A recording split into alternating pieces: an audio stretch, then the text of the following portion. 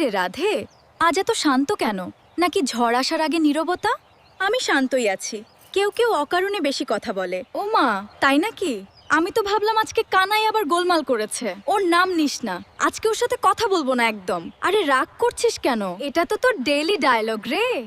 আজ কথা বলবো না, আর 5 মিনিট পর কোথায় গেলে কানাই?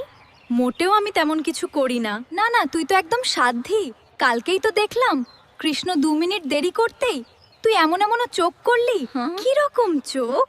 ধ্যায় এই রকম যেন বলছে আজ বাঁচবি না। চুপ কর তো। সব সময় মজা লাগে না? তুই থাকলে তো মজা লাগবেই। তুই তো একাই একটা এন্টারটেইনমেন্ট প্যাকেজ। ছাড় তো পাট, আমায় নিয়ে বেশি কথা বলিস না। ঠিক আছে, তোর কথা বাদ, কানাইয়ের কথা বলি। কি বলবি? না না, তুই তো শুনবি না, তুই তো রাগ করে আছিস। বল না, হিংসুটি কানাই কি বলল? শোন, আজ না ও খুব হিংসা করছিল। আজকে কানাই বলছিল যে রাধা রাগ করলে নাকি আরো সুন্দর লাগে। সত্যি? তারপর বলল কিন্তু বেশি রাগ করলে বাঁচা মুশকিল। কি এই কথা বলল? ওকে আজ আমি দেখাচ্ছি। এই তো আমার রাধা রানীর মতো অ্যাটিটিউড। শান্তি তোর ডিকশনারিতেই নেই। কোথায় ও? আজকে ওকে শিক্ষা দেব। ও তো দূর থেকে সব দেখছে। এখনই পালানোর প্ল্যান করছে।